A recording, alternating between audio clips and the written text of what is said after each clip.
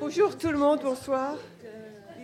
Il est 5h07 et donc on va commencer, bien que je pense qu'on attende encore quelques-uns de nos invités. Bon, je suis Sarah Kay, je dirige le Centre de civilisation et de culture française ici à New York University. Et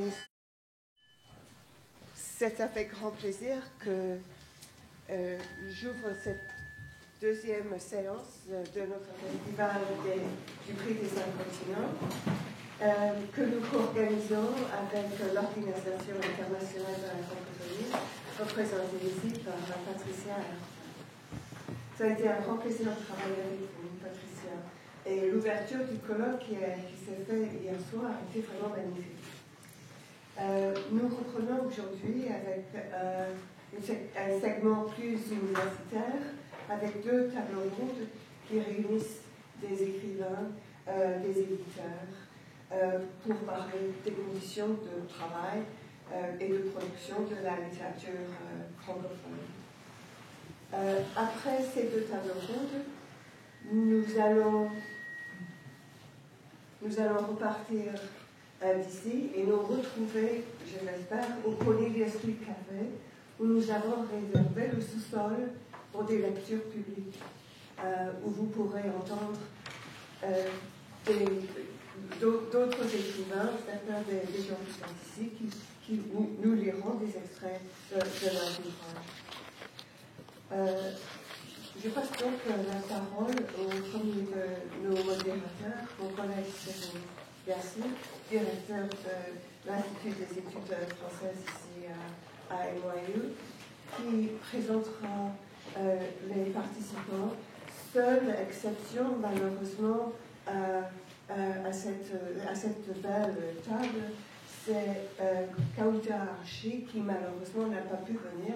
Elle a été victime d'un accident de voiture il y a 2 jours seulement, et donc elle nous manque, et nous pensons à elle, et nous espérons qu'elle se remettra bientôt. Donc Stéphane, je passe la parole.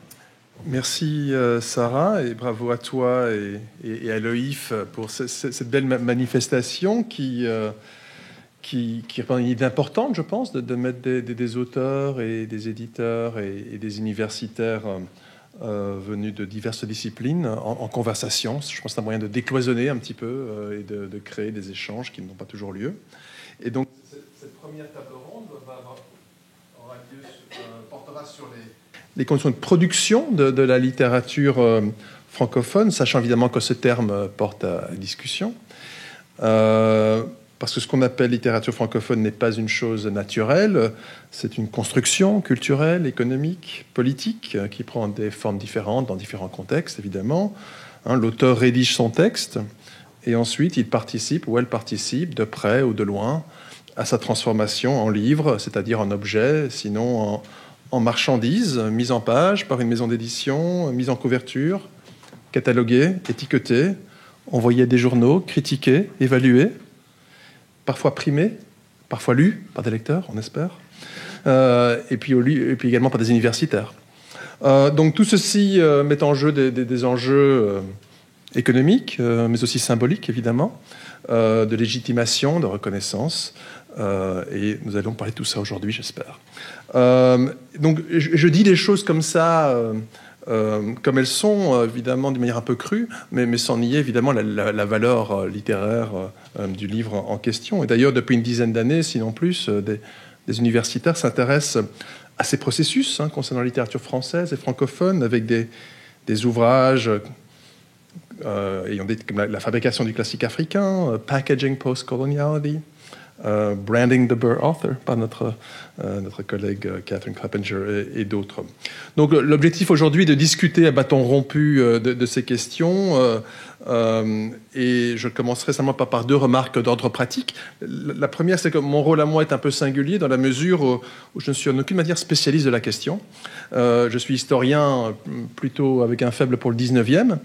Donc si Sarah m'a invité, c'est sans doute, j'espère, avec l'espoir que ma curiosité d'amateur contribuera à un dialogue fertile.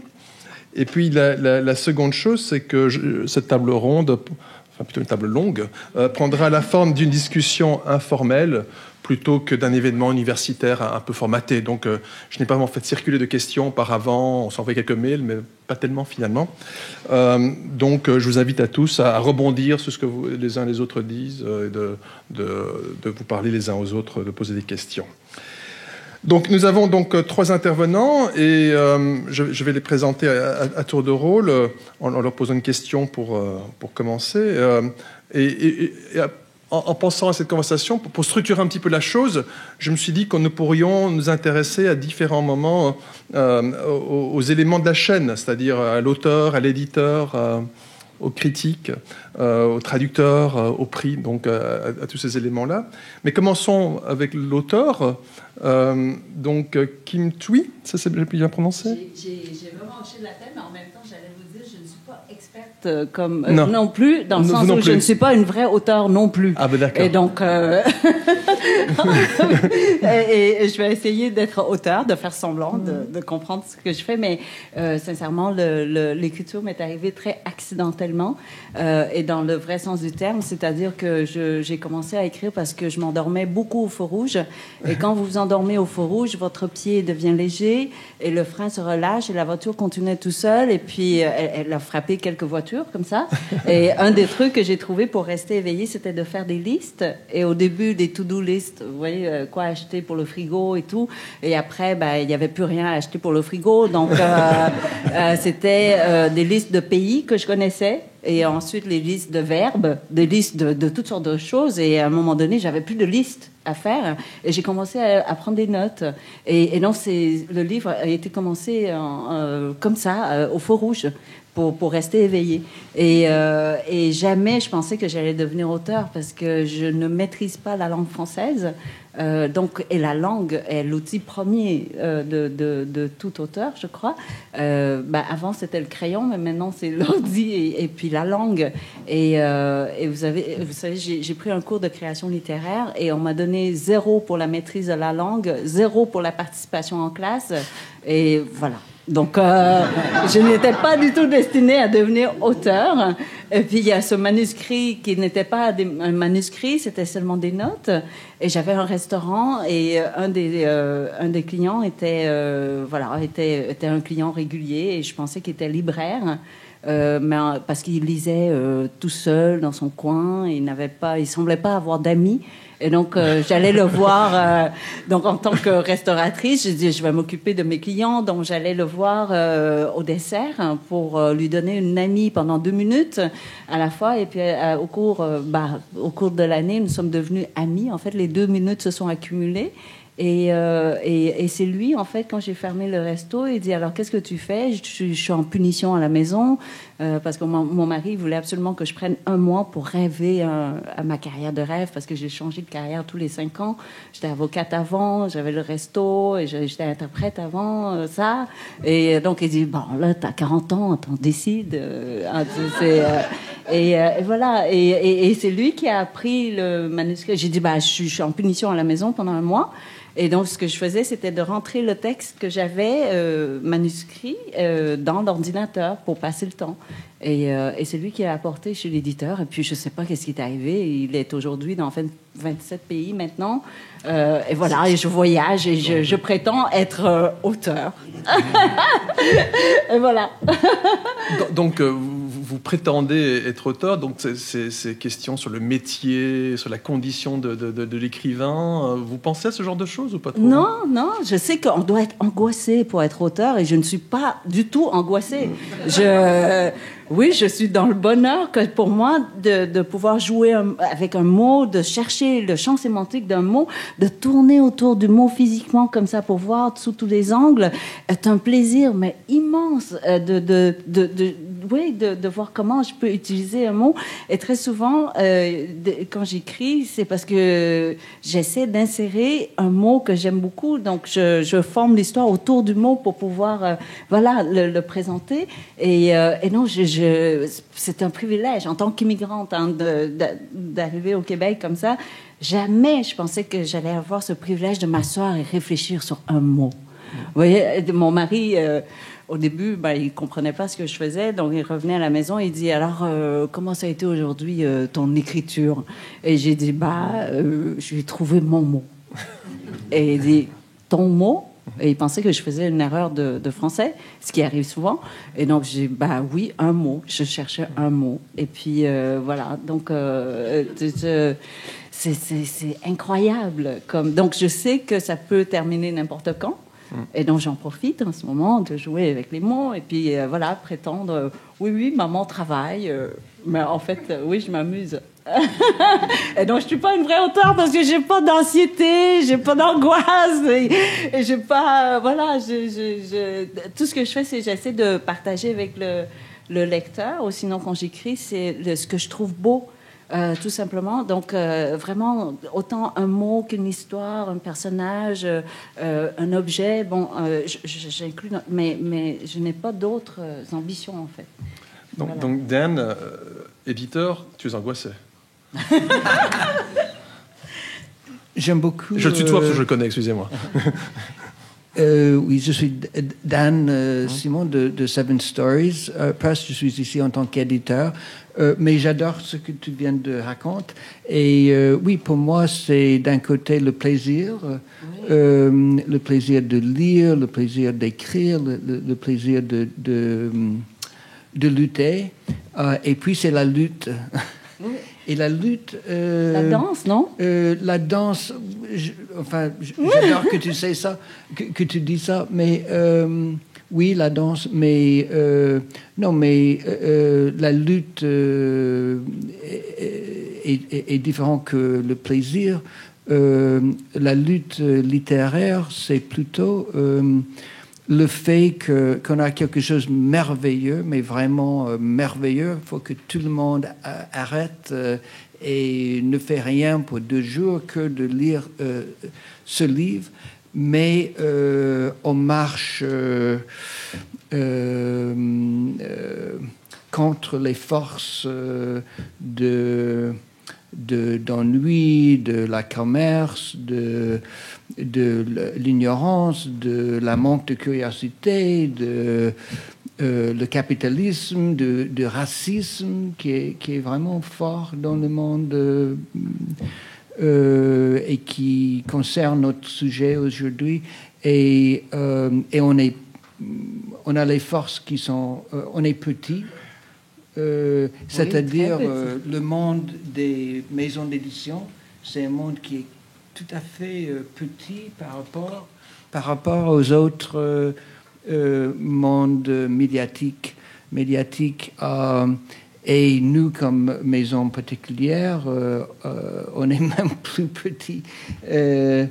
Alors, on fait un travail qui demande... qui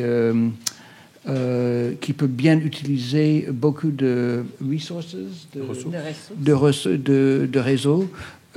Et on n'a pas ça. Alors, on lutte avec l'intelligence, avec la passion pour ce qu'on fait, la passion pour les livres, avec le temps. Si on peut commencer tôt dans notre travail, c'est ça qui est le plus important pour nous. Si moi, je peux commencer avec ce qu'on appelle Bound Galleys, c'est-à-dire une sorte de livre avant l'épreuve, 1 an avant. C'est bien 1 an de travail avant le livre, oui. C'est-à-dire avec le livre, comme tu sais bien, avec le livre tout à fait complet et prêt, et puis d'avoir un an pour marketing, pour faire parler aux gens. Mais alors, c'est le plaisir qui est le plus important, mais la lutte, le plus souvent, n'est pas un plaisir. La lutte, c'est la lutte. Je sais que les éditeurs doivent travailler très fort, parce que vous êtes comme nos psychologues, nos confidents, nos professeurs qui nous corrigent.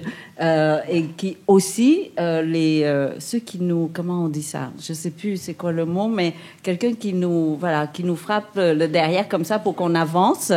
Et aussi, celui qui tient la carotte pour dire, viens, allez, écris une autre page, comme ça on peut publier l'année prochaine. Et donc, l'éditeur doit porter tellement de chapeaux. Et de l'autre côté, vous devez penser à l'argent investi, à comment mettre en marché. Et donc, oui, donc vous avez une lutte, mais pas moi. C'est bien. Ça marche bien, alors. Oui, tout à fait. Et donc, je m'appuie. Donc, aujourd'hui, quand on parle des livres qui peuvent être publiés sans édition, ce n'est pas pour moi. Moi, j'ai besoin de l'éditeur qui utilise son crayon rouge et puis qui me dit, Kim, non, ce verbe ne se conjugue pas de cette façon. Parce que je me suis inspirée d'une chanson, comment on dit ça, une auteure de chansons. Parolière. Oui, et elle a une parolière et qui a écrit au Québec, j'ai échappé mon cœur. Et donc j'ai utilisé le verbe échapper de la même façon, et j'ai appris par un journaliste français que non, le verbe échapper ne s'utilise pas comme ça. Il faut dire que le cœur s'échappe, je m'échappe, ou quelque chose comme ça. Et donc, c'est l'éditeur, en fait, qui me corrige. Kim, tu ne peux pas utiliser échapper comme ça. Je dis, mais je l'aime comme ça. Non. Et c'est qui a gagné? C'est l'éditeur. C'est triste. Non, mais ce qui est intéressant, c'est que dans ce monde actuel, dans lequel on vit, qui est tellement le monde de Twitter, de Google, de Amazon, de tout ce qui est digital, numérique. Les livres sont aussi importants que jamais. C'est pas seulement moi qui dis ça. Les livres n'ont pas moins d'importance. Et ça, c'est un merveilleux. Et on peut même dire que les livres ont plus de présence que jamais, parce que les livres sont presque le seul sorte de forteresse contre tout le reste. Donc, Seven Stories Press a été créé il y a 30 ans, il y a combien? Oui, plus que 30 ans. Et donc, vous publiez beaucoup de livres en traduction, notamment en français. Raconte-moi un petit peu pour ce choix et comment tu en es venu à ça. Je ne sais pas. Je suis francophile et francophone. J'ai vécu en France. Ça fait que... Vous êtes tombé amoureux d'une Française. C'était pas la raison pour laquelle je suis allé. Mais alors, c'était un développement organique. Mais aussi... il y avait à l'époque un bureau qui existe toujours, qui est le Bureau des livres français, et qui a un rôle important. Et même que, et on va sûrement parler ce sujet, la littérature française a des difficultés aux États-Unis, mais la France a ce bureau à New York qui est mieux que Il n'y a pas d'autre pays qui a quelque chose pareil, c'est-à-dire à New York, et ça m'a aussi aidé beaucoup. Donc un bureau qui travaille avec des éditeurs français pour vendre des manuscrits ou des traductions auprès d'éditeurs américains. Exact. C'est ça le but, et c'est le gouvernement français, c'est state capitalism dans un sens, c'est l'État de France avec les maisons d'édition françaises. Et c'est seulement la France ou la francophonie? Vous savez aussi... Il faut en parler. Ça, c'est compliqué. C'est-à-dire, oui, c'est le tout, mais c'est plutôt la France. D'accord. Les éditeurs sont français, les auteurs... Et ça aussi, c'est intéressant. C'est-à-dire... ça existe des maisons en France, à Paris et aussi en Afrique du Nord qui ne sont pas français et qui font de la littérature, de la francophonie. Et ça, c'est important. mais quand même, ça c'est tout petit par rapport au Gallimard, au Actes Sud, aux d'autres maisons, des grandes maisons, et même que toutes ces maisons ont une partie de leur catalogue qui est occupée avec la francophonie et non pas de la littérature française de la France. C'est quand même fait par une sorte de processus qui fait que c'est plutôt français que francophone. Donc, parmi les auteurs de Seven Story Press, il y a Assia Djebar, Ouais, mon ami, Abdel Attaya, Yasmina Raza et d'autres. Alors, Catherine... Donc, et en fait, j'allais ajouter que Dan a fait un MA en français, ici au département de français. Voilà. Et donc, Catherine est aussi une ancienne de l'Institut de French Studies et du département de français dans le Joint Program. Et donc, Catherine, quand je parle de ces processus de production de la littérature, tout ça, ça te paraît, j'imagine, tout à fait familier. Comment es-tu venu à travailler sur ces questions-là de production, de genre, etc. Oui, tout à fait. Tout d'abord, merci de m'avoir invité. Je suis ravie d'assister à ce programme. Comment est-ce que j'ai fini par écrire et étudier ce sujet? En fait, c'était parce que j'ai commencé par lire pas mal de romans écrits par des auteurs entre guillemets beurre, c'est-à-dire les enfants ou les descendants des immigrés du Maghreb en France, qui racontent souvent leurs expériences en tant que jeunes dans les banlieues, souvent en France, qui racontent leur formation. Souvent, il s'agit des romans de formation. Et donc, j'avais commencé à lire ces textes parce que ça m'intéressait. Et ce que j'ai remarqué, c'est qu'il y a beaucoup de ces textes, tout d'abord, mais qu'on en parle de genre 10 à 15, que donc il y a un corpus assez restreint qui reçoit toute l'attention. Et je veux dire l'attention critique, mais aussi des chercheurs. Et je me posais donc la question pourquoi? Pourquoi est-ce qu'on parle toujours des mêmes textes, c'est-à-dire Azouz Begag, Le Gondou Chaba, Mehdi Sharaf, Le Théorème d'Archim Ahmed, souvent c'est Rachid Jaidani, mais, qui a écrit Bunker, et Faiz Agan, pour Qui quitte demain, par exemple. Et ce que j'ai remarqué, c'est qu'il y a un rapport assez intéressant entre la critique littéraire dans les universités et puis aussi dans les journaux et dans les médias. Et j'ai commencé à analyser la présentation de ces romans dans des émissions télévisées genre Apostrophe de Pivot, Bouillon de culture aussi, et même des variétés comme Ardisson aussi. Donc, toute une gamme d'émissions où on parle de la littérature, soit spécifiquement de la littérature, soit plus globalement de parler de la culture. Et ce que j'ai remarqué, et c'est intéressant d'entendre quand vous dites que vous ne vous intéressez pas trop à la question d'être auteur, que ce n'est pas un souci, parce que ce qu'on voit, c'est que souvent ces auteurs sont très, très, très inquiétés par cette question-là. Et ce que j'ai remarqué, c'est que ça ne vient pas forcément d'eux-mêmes, mais plutôt de l'extérieur, parce que les journalistes posent toujours les mêmes questions. Et ce sont des questions du genre « Ah, vous êtes la jeune beurette de la banlieue qui... » Et tout d'un coup, ces auteurs disent « Oui, mais je suis auteur aussi. Je ne parle pas que de l'expérience vécue. J'ai aussi un style, j'ai aussi...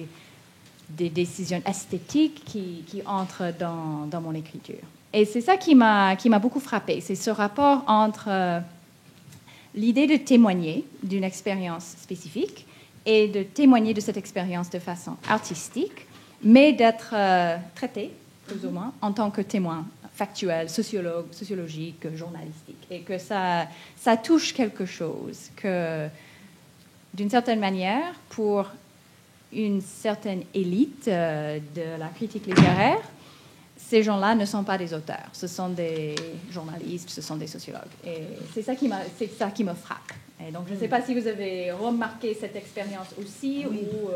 On me donne, je porte plusieurs chapeaux en fait, et puis je pense qu'à la radio et à la télé au Québec, je suis assez présente dans le sens où quand il y a un trou, on ne sait pas qui inviter, on m'invite. Parce que si on veut parler de l'immigration, on m'appelle. Si on veut parler de l'autisme, parce que j'ai un fils qui est autiste, et je suis assez active dans le travail de recherche sur l'autisme, et donc on m'invite aussi. Et si on veut parler d'une femme écrivaine, on m'invite aussi. Et voilà. Donc, oui, je porte... je raconte une petite anecdote. J'étais invitée par le gouverneur général du Canada à faire partie d'une mission en Asie du Sud-Est en tant que visite d'État. Parce que le gouverneur général est, en théorie, le chef d'État du Canada. Et donc, c'était très sérieux et tout. On arrive, on était reçus en Malaisie par le roi de la Malaisie. Et on m'a assise à côté du juge en chef de la Cour suprême de Malaisie. Donc, c'était sérieux, évidemment. Je savais que ça allait être très long, comme soirée. Et donc, je m'assois, il avait ma bio devant lui, et il m'a dit, alors comme ça, vous êtes avocate? J'ai dit, non, j'ai arrêté de payer le barreau, non, c'est fini, blablabla. Et au Québec, vous savez, c'est assez dispendieux, les assurances, ils s'en foutaient, quoi. Mais et là, il dit, oui, mais vous avez travaillé comme avocate. J'ai dit, oui, mais seulement 5 ans, donc c'est trop court pour vraiment prétendre que je suis avocate. Il dit, alors, oui, mais vous avez étudié en droit. J'ai dit, oui. Donc, il dit, alors, expliquez-moi la dualité entre le système de common law et le droit civil dans le quotidien québécois. Parce qu'au Québec, on a les deux systèmes, le système britannique et le système français. Et je dois vous avouer que je ne me souvenais plus du cours. Et donc, je l'ai regardé, j'ai dit, vous savez, dans le quotidien, on ne ressent pas du tout la dualité. Parce que c'est vrai que la plupart des gens ne savent pas qu'il y a deux systèmes.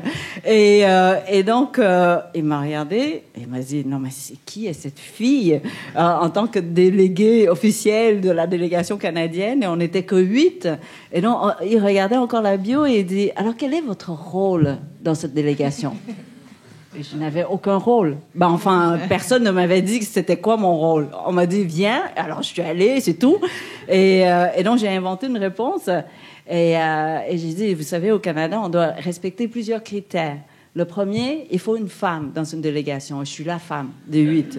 Et il faut une francophone. Je viens du Québec, donc on m'invite en tant que francophone. Ensuite, il faut quelqu'un qui est de la minorité visible. Et j'ai dit, en Asie, ça paraît pas, mais au Canada, je suis vraiment minorité visible. Et ensuite, il faut quelqu'un en art et culture. Et j'ai dit, j'ai écrit un petit livre qui a gagné le prix du gouverneur général. Et voilà, donc je suis maintenant art et culture. Et puis, il faut aussi quelqu'un avec un handicap. Et j'ai dit, je suis plus petite que tout le monde au Canada. Donc, je suis high challenged.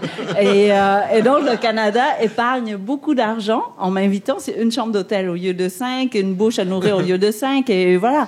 Et donc, le lendemain, au post-mortem, j'ai fait le rapport au gouverneur général parce que si jamais cette réponse rebondisse, vous voyez, c'était problématique. Donc, je présente tout ça. Et tout le monde a ri. Mais personne ne m'a donné une réponse, quoi. Quel était mon vrai rôle? Et donc, je crois que j'ai vraiment su quel était mon rôle.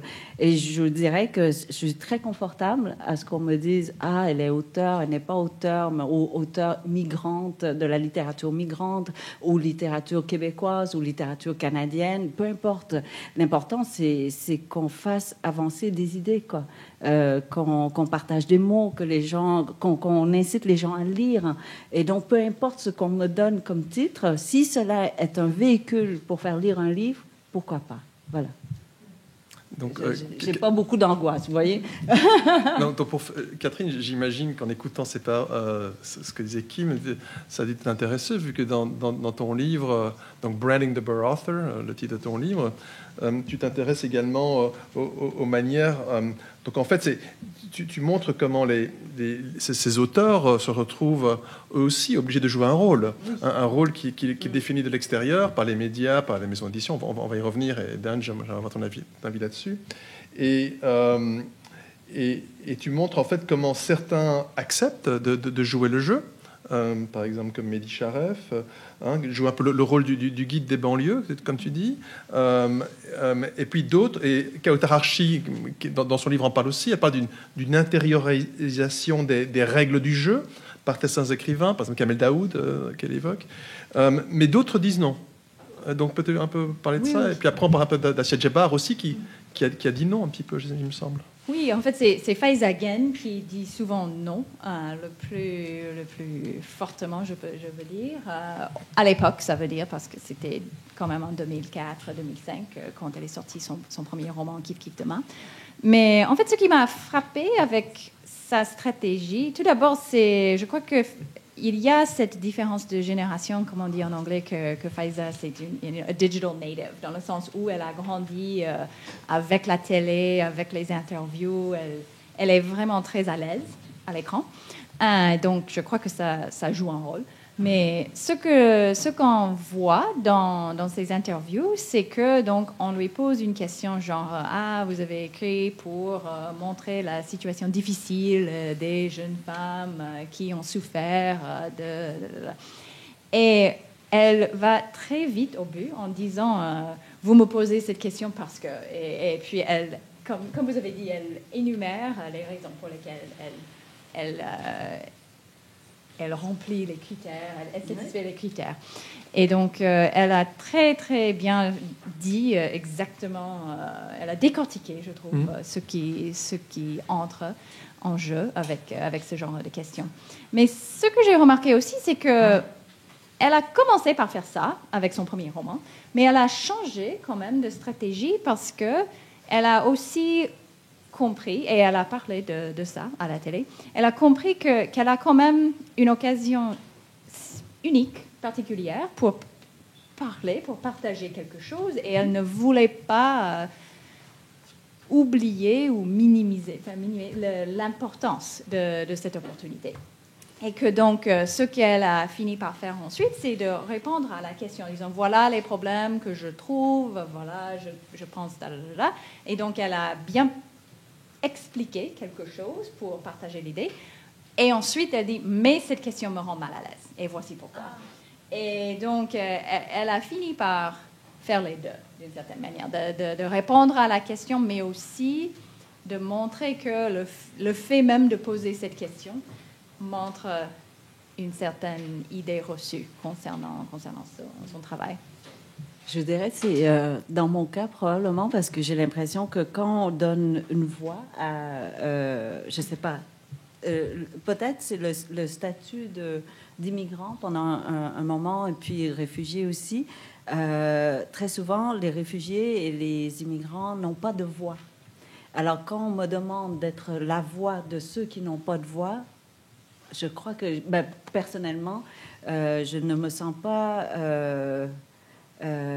comment dire, je ne peux pas refuser d'être quand on donne une tribune à ce groupe de gens qui n'ont jamais de tribune, et donc c'est peut-être pour ça que ça me dérange pas du tout qu'on m'utilise ou qu'on me met le chapeau. Ah oui, tu as été réfugié, tu peux parler de l'expérience. Oui, bien sûr, parce que la plupart des réfugiés n'ont pas la chance de parler de leur expérience, ou de l'immigrant, ou peu importe. Alors oui, je ressens plus comme une responsabilité ou une mission. C'est pour ça que je vous disais que je ne suis pas une vraie auteure. Je suis, oui, plutôt une messagère plutôt qu'une auteure. Catherine, tu as choisi le mot branding. Oui, en fait... peux-tu parler un peu? En fait, c'était un jeu de mots. Parce qu'on a brand dans le sens de marque, de brand qui est reconnaissable, que ça veut dire que c'est comme ça, voilà, le marque, mais aussi comme tatouage. Parce que l'autre problème, c'est qu'on est marqué par quelque chose de reconnaissable, mais ça veut dire aussi qu'on ne peut pas ne pas être identifié par ce tatouage. Et je voulais jouer avec cette idée de marque commerciale, mais aussi de tatouage. De ton point de vue, Dan, en travaillant avec de nombreux auteurs sur 30 ans, quel regard jettes-tu sur en fait, les étiquettes et les contraintes qui s'abattent sur certains auteurs? Oui, je trouve juste ce que tu viens de dire. Écoute, les éditeurs, normalement, doivent lutter contre l'injustice et contre le racisme, contre capitalisme, mais en même temps, ce qu'ils font réellement, c'est les deux. C'est-à-dire, on devient une sorte de un endroit où les règles et les valeurs de la société sont renforcées. C'est-à-dire, si les États-Unis et la France sont des pays plus ou moins racistes, les éditeurs les éditeurs vont, sans être conscients du fait, ils vont renforcer ces traites, malheureusement. Alors, ils font les deux. Les maisons d'édition font les deux. On lutte contre et en même temps, on devient une sorte de véhicule pour exprimer, renforcer ça. Et alors, en tant qu'éditeur, par exemple, les éditeurs peuvent ignorer les voix des gens qui ne sont pas privilégiés, par exemple. Mais si, en ce moment, ils ne peuvent pas faire ça, ils peuvent faire la chose la plus proche, c'est-à-dire par leur choix et par leur façon de faire, comme vous avez dit avant dans l'apostrophe et tout ça, par les questions qu'on demande et tout ça, on peut quand même faire quelque chose qui n'est pas l'idéal et qui est même destructif, même en même temps qu'il, sur la surface, publie les éditeurs noirs, les auteurs noirs, les auteurs femmes, les auteurs et tout ça. Alors c'est un problème. Il faut tout est dans la nuance et on peut être une force tellement puissante pour le bien, mais le vrai bien. Et tout reste dans la façon dans laquelle on fait la chose et les choix. Et en tant qu'éditeur, on est toujours en train de faire les choix. Et alors, c'est un peu le struggle between good and evil. Tout à fait. Et vous avez, j'imagine, des stratégies de marketing pour des auteurs. J'imagine, par exemple, Abdallah Taïa, comme vous avez son livre là-bas. Oui, parfois on a des stratégies, pas toujours. Souvent, la stratégie, c'est seulement d'essayer que ça ne soit pas ignoré. C'est-à-dire, en France et au Canada, si on fait un livre important, je sais qu'à Canada, je vais avoir une revue dans Toronto Globe and Mail. Toujours. Et si on envoie l'auteur, on peut être sur la radio, CNBC, CBC et tout ça. Aux États-Unis, c'est pas comme ça. C'est vraiment, c'est beaucoup plus chaotique. Et c'est plus... même le New York Times Book Review, parfois il fait des choses merveilleuses et difficiles et importantes. Mais d'autres fois, il ignorait les choses, ce qui est important. Et je crois que même quand un éditeur a une stratégie, ça ne fonctionne pas toujours comme vous voulez, je crois. Quand un éditeur... Et je vous donne un exemple. Je pense que mon premier livre, on pensait qu'il y aurait peut-être 500 personnes qui vont lire probablement. Et sur les 500, 400 personnes sont de ma famille. Donc, on a imprimé, je crois, j'ai demandé qu'on imprime un peu plus parce que j'ai beaucoup de famille. J'ai beaucoup de personnes dans ma famille. Et donc, j'ai dit, je vous garantis, je prends déjà 500, juste pour ma famille. Et donc, ils ont imprimé, je crois, 1000 copies au départ. Et vraiment, jamais on a pensé que le livre allait avoir une percée ou quoi que ce soit. Et la deuxième réimpression, on a imprimé un autre 500.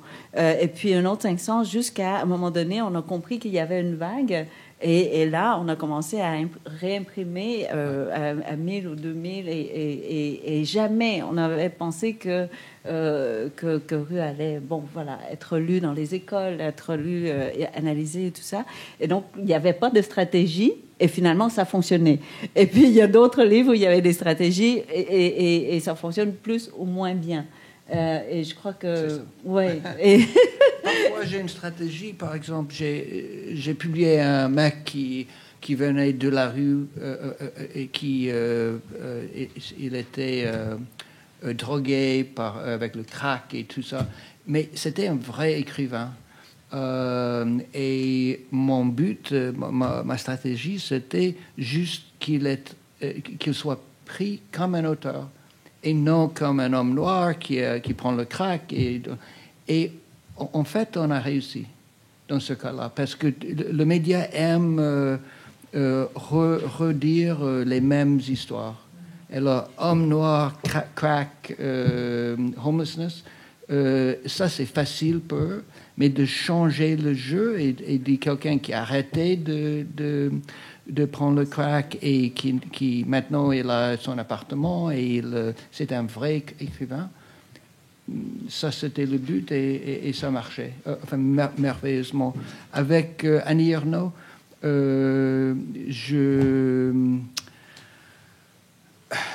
c'était comme ça, c'est-à-dire il y avait des années, il y a presque 30 ans, 25 ans, où The New Yorker l'aimait beaucoup et vraiment avec une... Woman's Story, je crois qu'en français c'est Une femme et la place. Ça marchait très très bien. Puis on a commencé à faire les livres plus difficiles, que j'aimais beaucoup, mais moins narratifs.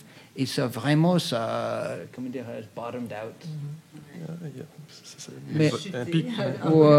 Mais ce qui était intéressant, c'est que, évidemment, nous avons continué avec elle, mais ce qui était même plus important, c'est elle a retenu le jeu, elle a continué, elle s'en foutait, et elle a continué à écrire les livre après livre, après livre, après livre, toujours dans la même voix, qui est la voix pure et correcte pour elle. Et là, ça recommence maintenant, et j'ai le plaisir d'avoir des éditeurs et des écrivains et des journalistes qui disent « Ah, je ne l'ai jamais lu avant, et c'est quelqu'un, pour moi, c'est comme découvrir Virginia Woolf. » On m'a dit ça il y a quelques semaines. Et alors ça, c'est juste le fait que l'auteur ne soit pas découragé. Elle continue, et nous, on continue avec elle. Et puis, ça devient une force plus importante que le marché, parce que le marché est n'importe quoi. Parfois, c'est généreux et parfois, c'est cruel, mais le marché, c'est juste le marché. C'est pas une intelligence. C'est pas une créature intelligente, c'est juste le marché. On peut pas vraiment suivre le marché, même que la plupart des éditeurs, ils ne font que ça. Alors, en parlant de stratégie, je lisais un article récemment sur la traduction du livre de Leila Slimani, Chanson douce, qui a été traduit comme The Perfect Nanny. Et donc l'auteur disait qu'en fait, ici, il a été marketé, si l'on veut, vendu comme une espèce de Gone Girl. c'est-à-dire une espèce de thriller où on enlevait en fait toute la dimension, disons, localisée, si l'on veut, oui, géographique du livre, afin de le vendre à Walmart et ailleurs. Donc ça, c'est une stratégie, je veux dire. Et donc, toute la dimension française ou francophone de l'ouvrage est un peu gommée ou en retrait. Et puis, il y a d'autres stratégies. Il y a un livre, par exemple, de Richard Watts, Packaging Post-Coloniality, qui montre comment des auteurs comme Chamoiseau et d'autres, dans ce processus de traduction, donc, sont divorcés de leur contexte spécifique, ou bien sont insérés dans une espèce de littérature mondiale. Et le New York Times parle de lui après comme le Garcia Marquez des Antilles. Vos réactions à les stratégies commerciales que vous avez rencontrées vous-même dans le cadre de votre expérience? Et c'est tellement différent d'un pays à l'autre. Juste déjà, regardez les couvertures, vous voyez, d'un pays à l'autre, et vous comprenez tout de suite l'esthétisme, mais aussi la lecture du livre. Et vraiment, j'ai eu la chance de voyager un peu pour les livres. Et je vous dirais, par exemple, la France, en fait, quand le livre a été publié au Québec, il n'a pas connu tout de suite comment dire, il n'a pas rencontré son public tout de suite. C'était vraiment au retour de la France. La France l'a embrassé très rapidement, a accordé, voilà, les prix et tout. Et la France a souligné plutôt l'écriture. Donc, pour eux, c'était la structure. Et je me souviens encore la journaliste du journal Le Monde qui m'assoit devant moi et vous savez comment c'est sérieux. Et moi qui ne comprends... j'ai jamais étudié en littérature, donc je n'ai même pas de terminologie pour faire semblant que je savais de quoi je parlais. Et donc, elle disait... Alors, oui, votre livre, la déstructuration du texte, la fragmentation et tout, et plus elle y allait, moins je comprenais, quoi. Et donc, je la regardais et je fais... Et là, j'ai utilisé mon chapeau asiatique, de fille timide et qui parle pas trop fort et tout ça. Et donc... et au bout d'un moment, j'ai dit... et elle dit pardon, la structure, je sais plus trop quoi, avec des mots très intelligents. Et j'ai dit, écoutez, sincèrement, je dois vous avouer que je ne savais pas ce que je faisais. Alors, c'est pour ça que la structure est telle qu'elle est. Si je connaissais les règles, j'aurais suivi les règles, mais je pensais que c'était très ordinaire ce que je faisais. Et donc, et on m'a souligné à plusieurs reprises que vraiment la structure était très particulière. Et j'ai dit, merci beaucoup. Je ne savais pas comment écrire différemment. Donc voilà. Et puis en Italie, on a créé un prix qui s'appelle la multiculturalité. Ils ont inventé un mot pour me faire venir en Sicile parce qu'ils voulaient en fait parler pas de l'immigration comme telle, ils évitaient le mot immigration, donc ils ont inventé ce multiculturalité et donc j'étais invitée un peu comme un rat de laboratoire. Vous voyez que si vous les prenez 40 ans plus tard, ils deviennent quelqu'un comme ça. Et après en Espagne, entre 9h du matin et 6h le soir, j'avais 14 entretiens avec les journalistes. Et étonnamment, en Espagne, c'était la question des femmes. Et donc, le livre a été présenté plutôt comme un livre qui parlait beaucoup du courage des femmes, du rôle des femmes. Et c'est vrai qu'au Vietnam, vous savez, le pays était en guerre pendant tellement longtemps. Il y a eu la colonisation et après la guerre soutenue par les Américains. Et donc, il y avait énormément d'hommes sur les champs de bataille. Donc, c'était les femmes qui soutenaient ce pays. Mais quand on parle de héros dans une guerre, ce sont des héros sur les champs de bataille, donc ce sont surtout des hommes, mais on ne parle jamais des héroïnes qui sont restées pour tenir le pays. Et donc, j'ai parlé beaucoup de ces figures de femmes, et donc je suis devenue pas une féministe comme telle, mais une auteure qui parle des femmes. Et voilà. Et puis en Suède, c'était l'immigration. Je me souviens, il y avait même une rencontre avec chez l'ambassadeur, avec des gens de différents ministères d'immigration, citoyenneté et tout ça. Et j'étais oui, le sujet de conversation. Et donc, chaque marché, je crois que l'éditeur est celui qui connaît le mieux le marché pour présenter le livre. Et je crois qu'en France, c'était c'était la langue, et puis l'autre, c'était l'immigration, et l'autre, c'était... Et donc, c'est très intéressant. Et dans les pays communistes, anciennement communistes, comme la Bulgarie ou la Pologne, c'était l'histoire commune du communisme qu'on a connu, le Vietnam. Et il y a eu beaucoup de Vietnamiens qui habitent encore aujourd'hui en Pologne, en Roumanie, en République tchèque et la Slovaquie et tout ça. Donc, quand je vais dans ces pays-là, c'était plutôt l'histoire commune. Et donc, en Roumanie, c'est que l'éditrice voulait présenter la possibilité de voir la lumière, de voir la beauté malgré la difficulté, les horreurs et tout ça. Et donc, oui, chaque marché est différent.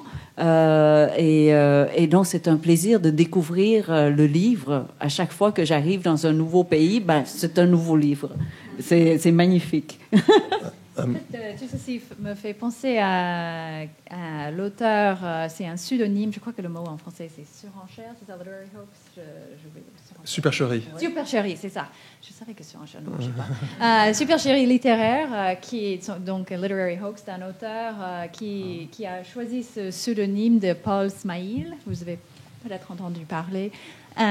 C'est vraiment Jacques-Alain Léger, c'est déjà un pseudonyme, mais c'est le pseudonyme plus connu d'un homme qui est âgé, blanc, français, assez connu pour d'autres textes, mais il a créé donc une identité, entre guillemets, beurre, de banlieue, et il a écrit un texte, je crois que c'était en 1997, si je me rappelle bien, qui s'appelle « Vivre me tue ». Et il y a une notice à la première page qui dit ceci est une œuvre de fiction, tout rapport avec des personnes réelles serait fortuit. Mais cela dit, l'auteur, entre guillemets, s'appelle Paul Smail et le personnage principal s'appelle Paul Smail. Et le style du roman, c'est autobiographique, comme si c'était un jeune qui raconte sa vie de tous les jours. Et donc, c'est une œuvre de fiction qui est écrite comme une autobiographie de ce genre. Et l'auteur, bien sûr, Paul Smail, il s'est présenté comme une vraie personne et il a donc refusé de rencontrer des critiques littéraires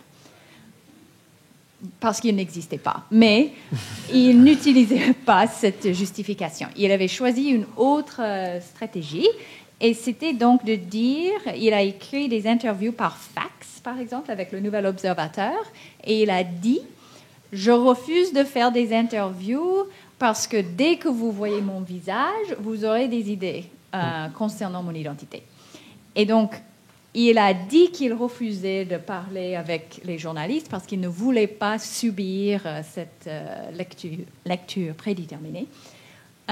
Et ça marchait à merveille au début. Il a fini par être démasqué, mais il a écrit 4 romans avant d'être démasqué, découvert.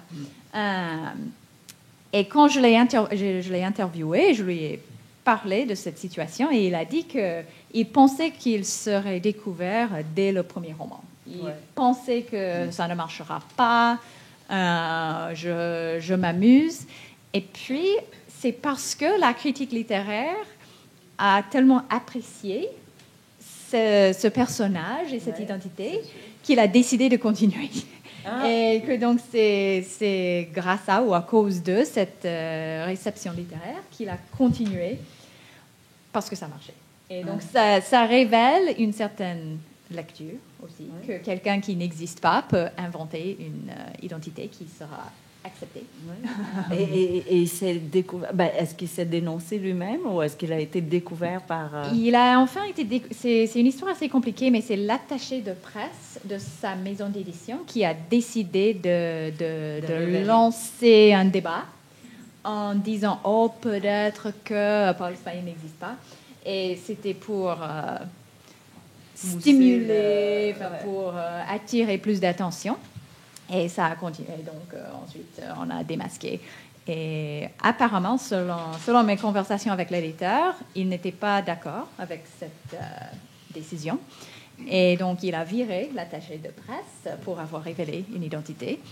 Et l'attaché de presse a porté plainte pour virement injuste en disant qu'elle avait une autre vision des intérêts de la maison. Et il a fini par faire faillite, en fait, la maison d'édition, à cause de tout ça. Petit détail, l'éditeur a quitté la France pour devenir boucher à Pékin. Je ne peux pas inventer. Et puis, c'est un grand ami. Il est rentré en France pour travailler avec François Hollande parce qu'il fait partie de la promotion Voltaire. Il est parti donc boucher à Pékin et puis il est revenu pour travailler pour François Hollande. C'était Jean-Jacques Augier. C'est génial. Lui-même, il est un roman.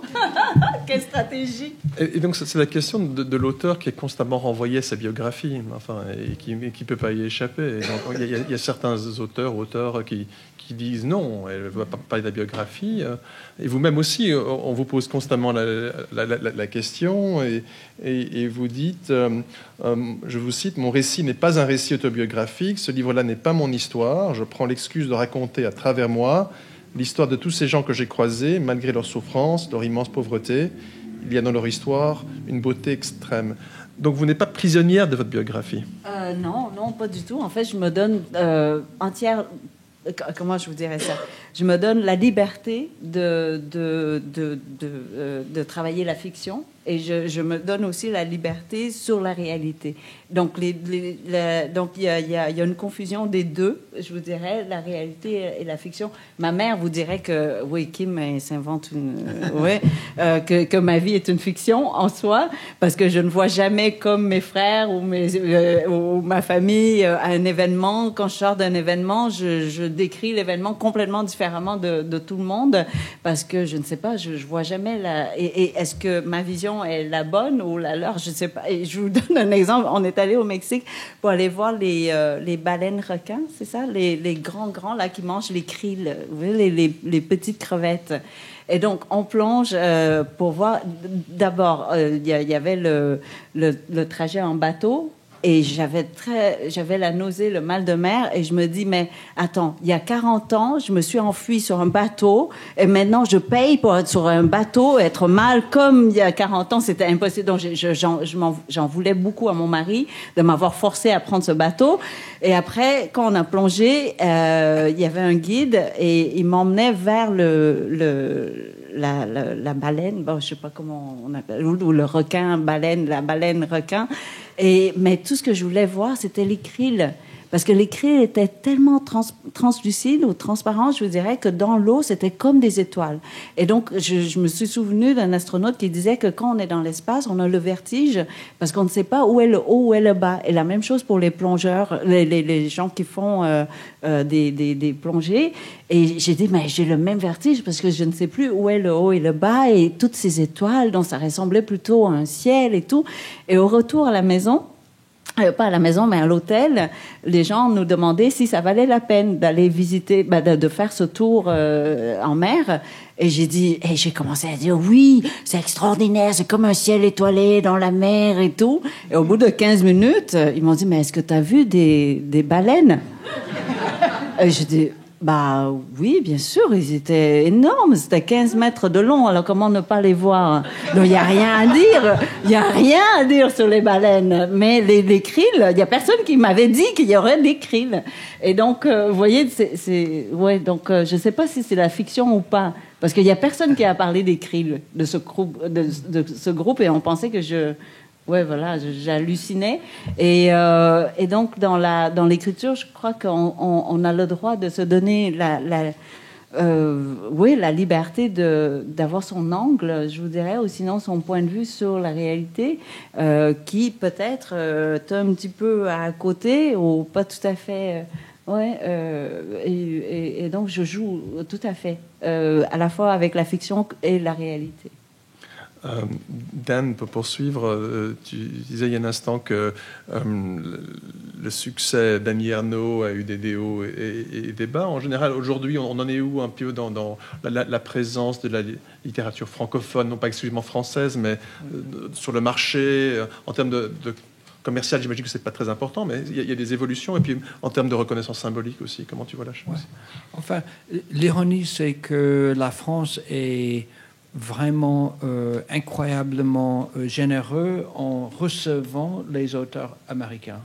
C'est-à-dire Paul Auster, ou bien il y a des livres qui même ici ne sont pas lus.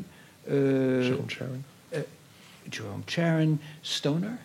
Ah oui. Stoner, c'est très très important en Europe. John Williams, c'est ça? Oui, exact. James Ellroy aussi est très Oui, mais ça c'est commercial. Il est grand ici aussi.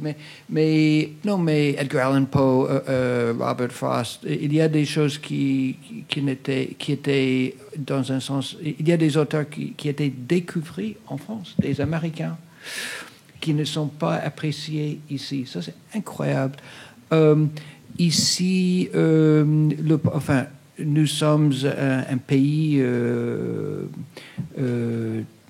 très compliqué, mais c'est un pays plutôt protestant, non pas catholique, anglo-saxon, non pas européen, qui fait que la distance entre la France et les États-Unis, du point de vue culture, c'est grand. C'est une grande distance. C'est qui est vraiment un auteur français lu, mais vraiment lu et accepté par les Américains, je ne sais pas. Ça n'existe pas en ce moment.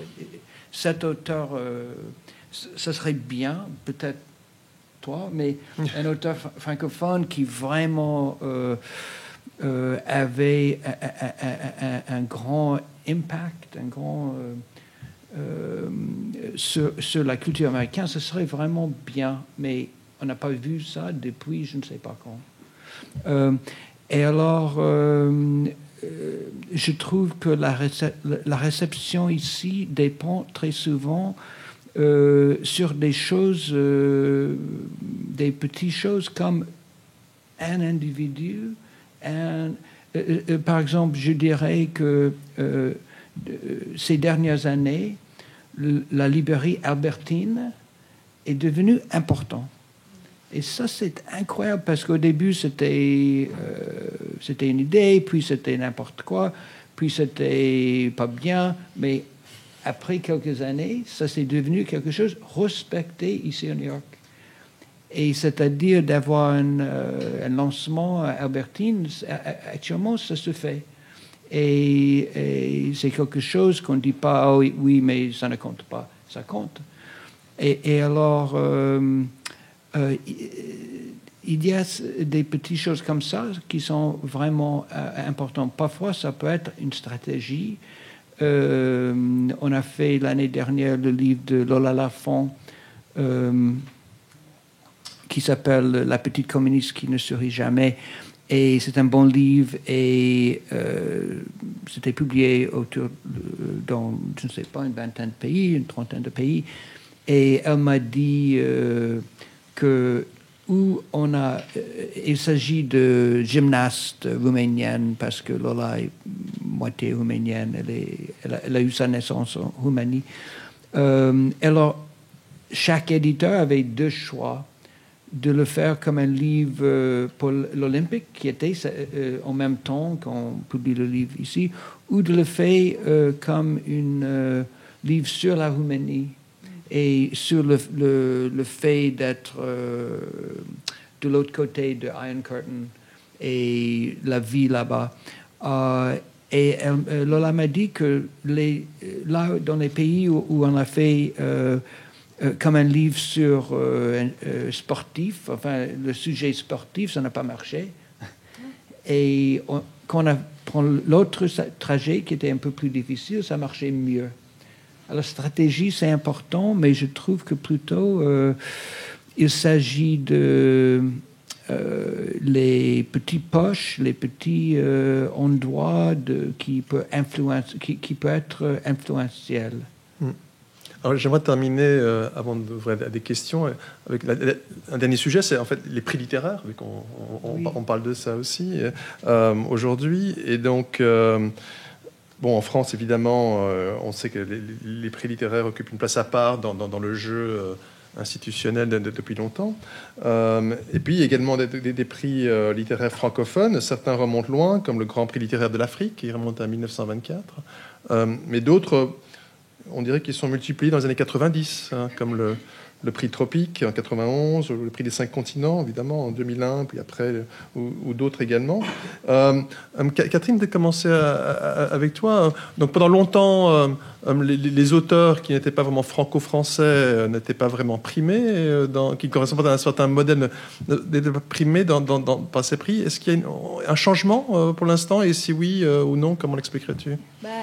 Il y a quelques auteurs qui ont réussi à... Je parle des prix non francophones, des autres. Oui, à percer dans des prix, je ne veux pas dire traditionnels, mais les prix connus.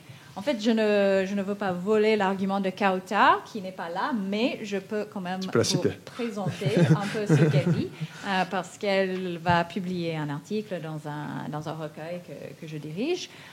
Et son article porte, en fait, sur ce problème, parce que d'un côté, les auteurs d'origine immigrée, les auteurs français, je veux dire, ne veulent pas des prix de francophonie parce qu'ils ne sont pas des auteurs, avec tous les problèmes de francophonie, avec le mot, ils cherchent des prix français, mais ils savent aussi que être primés par ces prix-là nécessiterait l'identification de ces auteurs comme des auteurs français. Et donc, en fait, tout son article porte sur ce paradoxe d'être reconnu en tant qu'auteur français et non pas en tant qu'auteur francophone. Et c'est tout ça. Donc, Preview of Coming Attractions, ça va sortir en mai, mais elle parle justement de ce problème.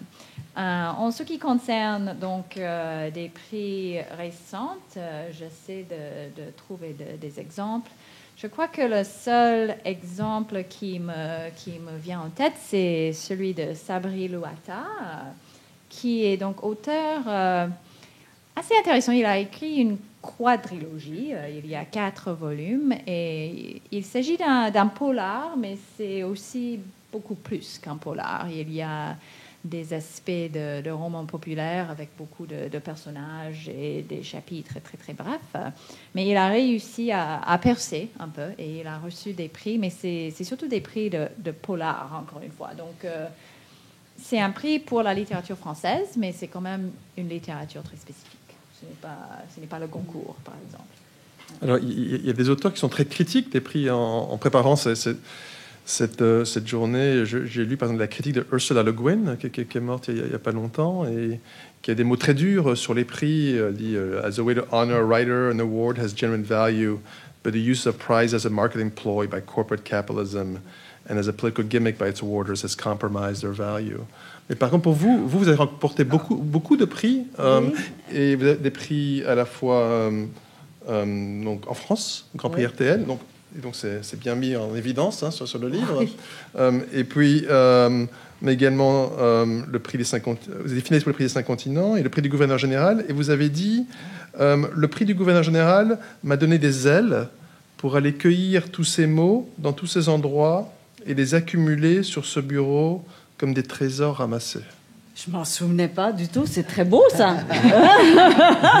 Non, j'allais vous dire, je m'en souvenais pas du tout de cette réponse. Mais je vous dirais que vous voyez, le livre est publié, voilà, un peu dans 27 pays, mais pas le Vietnam, parce que on a dit que on aimerait, les éditeurs vietnamiens ont dit, on aimerait beaucoup publier ton livre, mais on va devoir enlever toutes les pages où tu mentionnes le boat people. Et je dis, mon livre, il est tout petit, comme vous voyez. Donc, si vous enlevez les boat people, il reste rien que la couverture. Et donc, je dis, on va attendre un peu quand le pays sera prêt. Mais quand le livre était finaliste du prix Man Asia, voilà. Et en Asie, c'est un grand prix. Et donc, le Vietnam était très fier. Et tout soudainement, je suis devenue une auteure vietnamienne. Et donc, les journaux vietnamiens m'ont téléphoné pour un entretien et tout, parce qu'ils voulaient publier. Donc, ils ont publié des pages entières sur le prix et ma présence sur la liste et tout, alors que le livre n'existe pas. Est censuré d'une certaine façon, parce que même il y a une troupe de danse-théâtre qui voulait...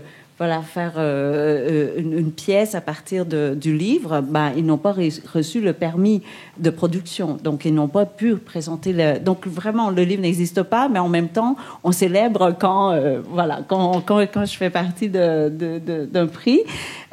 Et pour le prix du gouverneur général, je vais vous donner 2 minutes pour vous raconter cette histoire. C'est que quand on me l'a annoncé, j'arrivais d'une rencontre et donc j'avais une jupe vraiment trop serrée, vous voyez, trop petite pour moi. Et donc j'ai dû... c'est une vieille jupe que je garde pour me rappeler que j'ai déjà été aussi petite, vous voyez, et puis ça marche pas. Et donc, j'arrive et je me déshabille très rapidement. Le téléphone sonne, je prends le téléphone et on me dit, nous avons le plaisir de vous annoncer que vous êtes la lauréate du Grand Prix littéraire du gouverneur général. Ouais. Et je ne savais pas ce que voulait dire lauréate. Et donc... j'ai dit, est-ce que vous pouvez me donner la définition du mot lauréate, s'il vous plaît? Et la personne au bout de la ligne a dit, pardon? Ça veut dire que vous avez, gagné le prix. Et vraiment, je croyais que c'était un prank, vraiment, de la radio. Et donc, je suis partie à rire, j'ai dit « Ah, mais vous êtes trop drôle, je suis vraiment honorée que vous me preniez comme blague, mais je ne vous crois pas, ça ne fonctionne pas, blablabla. » Bla, bla. Et donc, pendant 10 minutes comme ça, je rigole avec la personne. Et finalement, quand elle a juré sur la tête de sa mère, j'ai dit oui. Et je lui ai demandé si on pouvait raccrocher et recommencer l'appel, parce que j'ai dit « Je suis à moitié tout nu. » Et c'est un grand prix, donc je veux être habillée pour recevoir ce prix, cette nouvelle. Et aussi, si on raccrochait, vous allez avoir quelques minutes pour discuter avec vos collègues, pour voir si vous voulez toujours accorder un grand prix littéraire à quelqu'un qui ne connaît pas la définition du mot lauréate. C'est problématique quand même. Et donc j'ai dit et cette nouvelle n'est pas encore sortie, donc c'est juste entre nous. Si vous retirez le prix, il n'y a personne qui va le savoir. Donc vous pouvez l'offrir à quelqu'un d'autre. Alors j'ai dit ça. Et elle m'a dit, bon, ça ne fonctionne pas comme ça. Un prix. Alors, et c'est comme ça que j'ai reçu tous ces prix. Vraiment, ça nous arrive un peu comme un cadeau, comme un bonbon en fait. Et puis après, on continue. Tout simplement. Et on fait comme Annie Arnaud, peu importe le haut ou le bas, on continue. Voilà. C'est le prix le plus important au Canada. Oui. Puis il y a le Giller aussi, qui donne un plus gros montant d'argent. C'est ça. Et quand Ruth était finaliste aussi, je ne pensais pas que j'allais être shortlisted. Et donc, je n'avais pas préparé de robe, rien. Et donc, j'ai pris une robe à la dernière minute d'un ami qui avait cette robe pour un mannequin de 6 pieds et qui mesure comme ça. Et donc, la robe était trop longue du tronc pour moi. Et donc, le crochet, quand je me suis retournée comme ça, le crochet, il s'est défait. Et donc, j'ai eu un moment de Janet Jackson presque à la télé. C'était pendant pendant le commercial. Mais voilà, donc je me suis retournée pour saluer Bob Rae, un ancien premier ministre de l'Ontario, et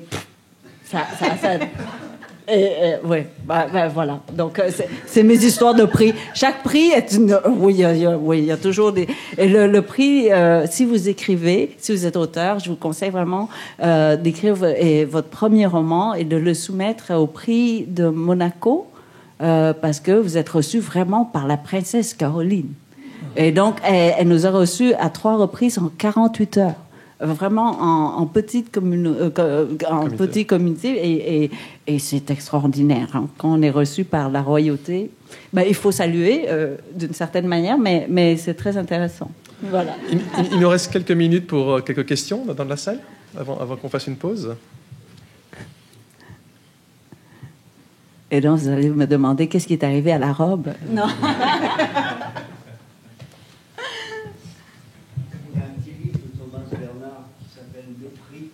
Oui. Oui. Des costumes qu'il porte. Ah, je devrais.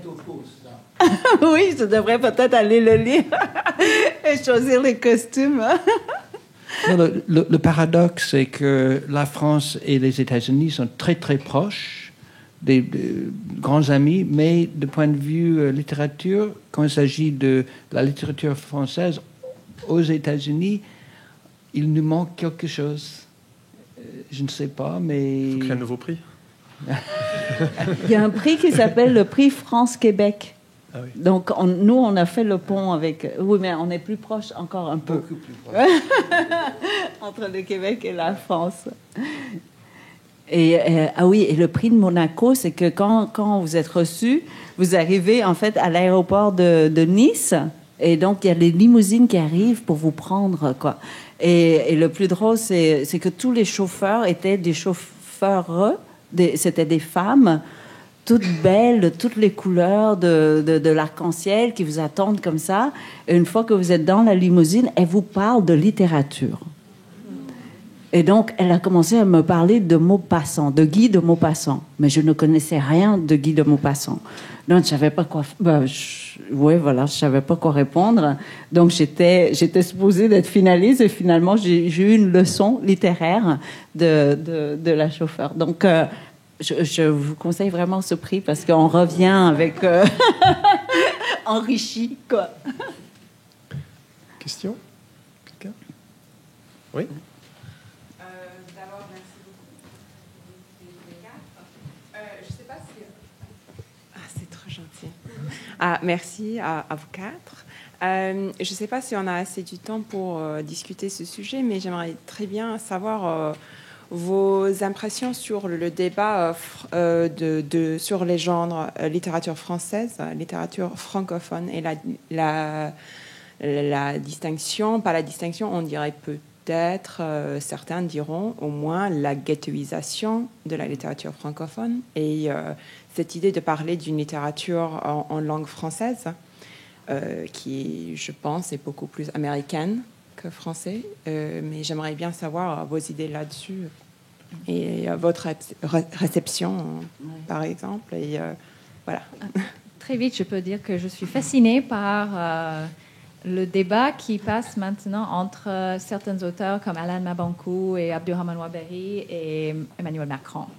Que ça me frappe, surtout parce que Waberi, c'est mon collègue. Mais non, c'est très intéressant parce que d'un côté, Macron, il veut promulguer la langue française, il veut encourager le rayonnement de la langue. De l'autre côté, on a des auteurs qui disent qu'on n'a pas besoin de Macron pour respecter, pour apprécier la langue, que donc il y a des aspects néocoloniaux à ce genre de débat. Je n'ai pas vraiment de réponse, mais ce qui me frappe, c'est que donc on a cette, je ne sais pas comment dire, mais cette organisation de la francophonie qui est tellement, qui fait énormément de choses. Ça marche très bien. J'ai l'impression que ça encourage une certaine forme de francophonie, mais que si on faisait quelque chose comme ça en anglais, ce serait très différent. Et c'est ça qui, je ne sais pas, j'ai pas de réponse à ça, mais que les débats politiques entre la francophonie, enfin la France et la francophonie sont beaucoup plus riches, que ça ne se passe pas. Je ne sais pas, j'ai pas de bonne conclusion à dire. Mais... Moi, je vous dirais, j'ai l'impression que c'est l'adage « l'union fait la force ». Est probablement très nécessaire en ce moment, si on ne veut pas perdre la langue française ou la beauté de la langue française. Donc, je crois qu'on devrait embrasser, en fait, toutes les formes de la langue française. Ben, pas toutes les formes de la langue française, mais toutes les langues françaises, les langues françaises qui sont parlées un peu partout dans le monde. Donc, le québécois est évidemment le québécois, parce que la langue évolue, est influencée par les lieux, déjà, et le contexte culturel et l'évolution naturelle d'un groupe de personnes. Et donc, je crois qu'on peut embrasser justement la beauté de la langue française partout dans le monde, et puis qu'ensemble, nous célébrons en fait cette langue. Et ce serait très dommage, comme on sait, chaque langue nous donne un nouveau point de vue, ou sinon un point de vue différent sur le monde. Et l'exemple que je donne tout le temps, c'est que Home Sweet Home existe en anglais, mais n'existe pas en français. Et donc, si on n'a pas l'anglais, on n'aurait jamais cette sensation, ou sinon cette compréhension de l'expression Home Sweet Home. Mais à l'envers, de l'autre côté, le mot jouissance existe en français, et en anglais, vous n'avez pas de mot jouissance. Vrai. C'est vrai, hein? C'est et vrai. Pourquoi? Dan, Pourquoi? Parce que je suis sûre que vous avez la même sensation, non? Non, mais la question me fait penser à Assia Jabbar. Et elle était berbère, elle était musulmane, et elle a choisi d'écrire en français, mais non pas pour écrire comme une Française. C'est-à-dire, son écriture a une force différente. Elle infusait la littérature française dans une manière différente. Et elle était vraiment claire dans sa pensée à ça. Alors, je ne sais pas, je vous dirais, il y a un ami qui est la première personne qui a lu le manuscrit. Il m'a dit, c'est drôle, je sais que tu as écrit en français, mais j'ai l'impression d'avoir lu un livre vietnamien. Pas en vietnamien, mais un livre vietnamien. Et en même temps, quand je vais en France, c'est un livre québécois. Et on l'entend, on le sent, c'est dans le rythme, c'est dans les images, ne serait-ce que pour le mot neige. Au Canada, on a, en langue inou, du moins, on a une vingtaine de mots pour exprimer le mot neige, mais nécessairement en France, on n'a pas toutes ces nuances, et encore moins au Vietnam, où il n'y a qu'un seul mot pour neige. Et donc, il y a le rythme, il y a la mélodie, et donc le français parlé par un Vietnamien francophile ou francophone, mes grands-parents et mes parents, par exemple, qui avaient étudié en français, c'est un français qui est teinté de la langue vietnamienne, ne serait-ce que pour le bougainvillier ou le jacquier qui n'existe pas en France. Donc, il faut absolument laisser justement ces couleurs de partout, et c'est ce que la langue anglaise sait tellement bien faire. C'est laisser l'influence des autres cultures, alors que le français, on est peut-être un peu moins inclusive, probablement, mais là, en 2018, je crois qu'on doit absolument ouvrir pour mieux s'unir, en fait. Voilà. Catherine, qu'est-ce que tu as voulu dire quand tu disais que ce serait différent en anglais qu'en français? Une organisation. Comment? Une organisation, comme l'organisation de la francophonie, s'il y avait une organisation, je ne sais pas, de l'anglophonie. C'est ça, je vais dire.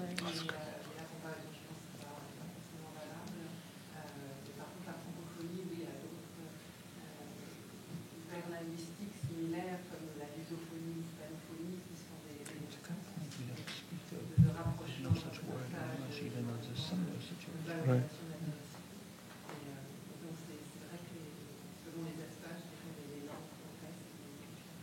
Je suis très touchée par vos propos en fait sur la nécessité pour le français d'être une langue vivante et d'embrasser toute cette diversité. C'est vraiment le sens du travail de la francophonie en tant qu'organisation internationale de la francophonie, qui n'a absolument pas son centre en France. Ouais.